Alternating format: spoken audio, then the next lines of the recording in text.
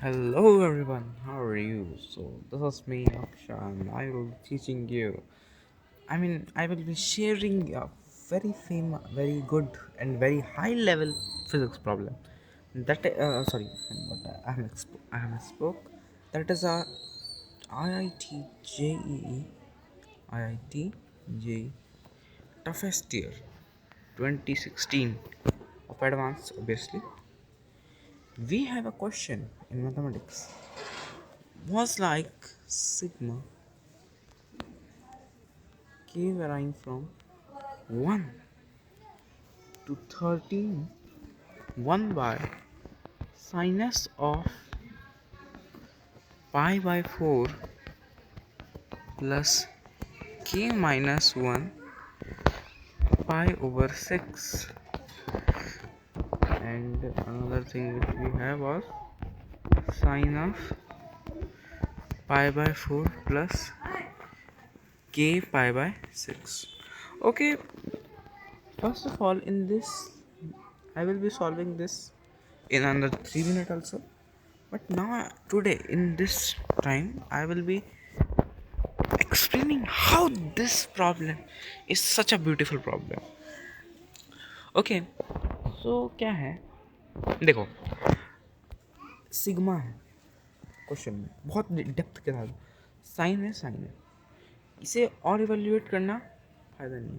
अगर मैं इसे थीटा 1 बोल दूँ, इसे थीटा 2 बोल दूँ, if you calculate difference between theta 2 minus theta 1 एक बार करके देखते हैं ज़रा क्या आ रहा है। देखो, पाई बाय 4 से पाई बाय 4 कट जाएगा डिफरेंस करते टाइम, ये आएगा की पाई बाय 6, उससे की पाई बाय 6 कट जाएगा, ये माइनस होगा तो प्लस हो जाएगा, तो क्या बचा हमारे पास, एक पाई बाय 6 बचा।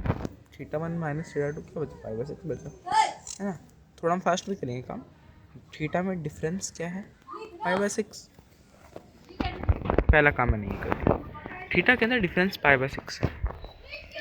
अगर मैं यही sigma k varying from, oh sorry, that's a mistake, I will surely cut this out.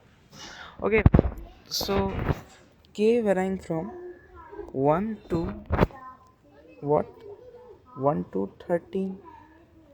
Okay, so 1 to 13 वेराई कर रहा है, और अगर मैं इसे ऊपर डिवाइड मल्टीप्लाई कर दूँ साइन पाई बाय 6 से, और नीचे डिवाइड कर दूँ किससे, साइन पाई ओवर 6 से, साइन पाई ओवर 6, और जो फंक्शन था हमारे पास पहले, what was that, sine of pi by 4 plus k minus 1 pi by 6 sine over pi by 4 plus k pi over 6, that is our whole thing. Okay, this bracket. Okay, so if you try to see that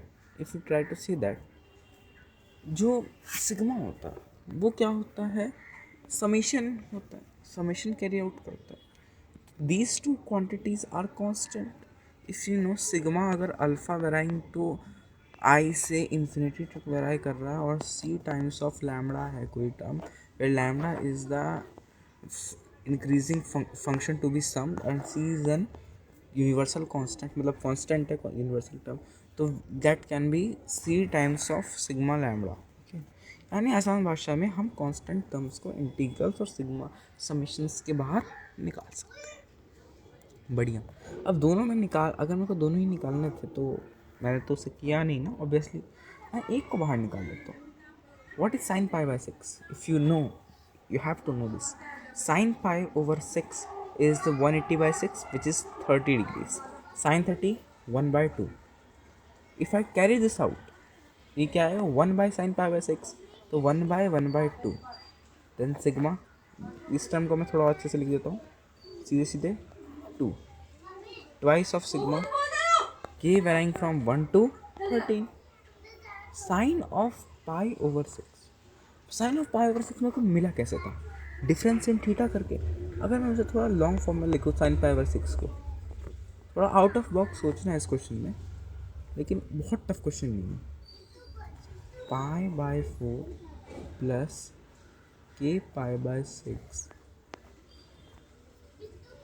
negative of, एक curly bracket इधर बंद कर देता हूँ, मतलब है ना, और इधर एक लगा दिया मैंने वापस, एक curly bracket pi by 4 plus k minus 1 pi over 6 curly bracket बंद, और ये होल ब्रैकेट बंद। ठीक, तो अब देखना, तो अब देखिएगा नीचे क्या टर्म थी हमारे पास, नीचे क्या टर्म थी, sine of pi by 4 plus k minus 1 pi over 6, this was this and another was, हाँ थोड़ा कॉम्प्लेक्स देखने में लगेगा सिर्फ ये, बाकी मैं आपको इतना बढ़िया तरीके से सॉल्यूशन दे रहा हूँ कि आई डोंट थिंक सो कि you have to do k minus 1 k pi by 6, simple k pi by 6। Okay nice, ये हमारी इक्वेशन टर्म बन गई, बढ़िया। जब अभी तक हमने इतना काम किया, कुछ नहीं किया वैसे अभी तक हमने, अब यहाँ से कुछ क्या, और अब आउट ऑफ बॉक्स सोचने की बिल्कुल ज़रूरत नहीं है। अब आप सीधा सीधा एक्सपेंड कर दो इसे, ऊपर नीचे आगे तो एक्सपेंड थोड़ी होता है, कॉमन सेंस थोड़ा, twice of sigma k varying from 1 to 13 sine A differencing with, अच्छा मैं इसको थीटा 1 बोला था मैंने स्टार्टिंग में, थीटा 2 बोला था इसको स्टार्टिंग में, इसको थीटा 1 बोला था। Let's use that stuff, sine theta 2 minus sine theta 1 is basically what, if you remember it is sine, I will replacing the term by and sin theta 2 cos theta 1, ये आएगा cos theta 1 cos theta 1 negative cosine of theta of 2 or and sine of theta of 1. Okay, please you can ignore my pronunciation because that's kind of weird. Okay, so this is okay, am I getting you my point? Okay, इतना आपको समझ आ गया होगा। अगर मैं अब क्या करूँ, नीचे भी वही कर लूँ, this is called sine of theta 1 sine of theta 2। अब यहाँ फॉर्मूला मत लगाओ नीचे, ठीक, अगर आप यहाँ पे नीचे फॉर्मूला लगाओ तो बहुत ही डम्ब काम होगा। अगर आप एक जी एस्पिरेंट, आपको ये दिक्कत चला कि अगर आप इसको इसके साथ भी दे दो, इसके साथ भी दे दो, यू नो ना, A minus B by alpha is A alpha minus B alpha, you know this, तो सिंपल वो करो। अब वो क्यों कर रहा हूँ मैं, अब होता कि अगर इस क्वेश्चन में क्या होता, हो सकता था कि क्वेश्चन ऐसा होता जिसके अंदर यहाँ पे क्या लगता, मेरे को फॉर्मूला लगाना पड़ता half of what was sine A plus B का, लेकिन मेरे को यहाँ पे ये नहीं लगाना, मेरे को यहाँ पे सीधा से दिख रहा है कि एक टर्म इधर से कट जाएगी, एक टर्म इधर से कट जाएगी साइन की, मेरे को एक सिंप्लीफाइड फॉर्म मिल जाएगी, twice of sigma k1 13, this is what sine of theta 2, I am writing it by step so you can understand it very thoroughly। अब इसका तो ये नहीं है कि मेरे को बहुत जल्दी सॉल्व करना नहीं आता, अगर मैं आपको एक शॉर्ट में भी इसे दे दूँगा, शॉर्ट वीडियोस में, उसमें भी आप देख सकते हैं, मैंने इसे बहुत जल्दी और फास्ट सॉल्व कर दूँगा। दैट्स नॉट माय पॉइंट, मेरा मोटिव है आपका आंसर निकलवाने, आपको एक कॉन्सेप्ट, आपको थॉट सिखाना, ठीक। Minus of cosine of theta of 2, sinus of theta of 1 divided from sin of theta of 1 sin of theta of 2। Okay, यहाँ से थोड़ा स्टेप्स देखते हैं यहीं पे, इस स्टेप के बाद में थोड़ा हम स्किप करेंगे, मतलब स्किप करने का मतलब आप समझिए, देखिए अगर ये दोनों टर्म कट गए तो इधर क्या बचा, एक cot थीटा 1, इधर क्या बचा साइन थीटा 1 कट गया, क्या बचा cot theta 2 cot theta 2, this is negative। okay, now sigma भी है हमारे पास, सिग्मा भी है, ये याद रखिए, सिग्मा भी है। सिग्मा के वैराइंग फ्रॉम 1 to 13 और एक बार की तरफ 2 भी है हमारे पास। इसे इन सबको भूल में जाइएगा। सिग्मा के वैराइंग फ्रॉम 1 to 13। अब आप सब्स्टिट्यूट कर दी वैल्यूज को। Cot theta 1 was what, pi over के -1 pi over 6 and another term was what, cot theta 2 क्या था, pi by 4 pi over 4 plus के पाई बाय 6। बढ़िया बढ़िया बढ़िया, एकदम बहुत ही बढ़िया। अब यहाँ तक ट्रिग्नोमेट्री थी। अब इसके आगे थोड़ा सा आपको एक्सपेंशन आना चाहिए। एक्सपेंशन कैसे करते हैं देखिए।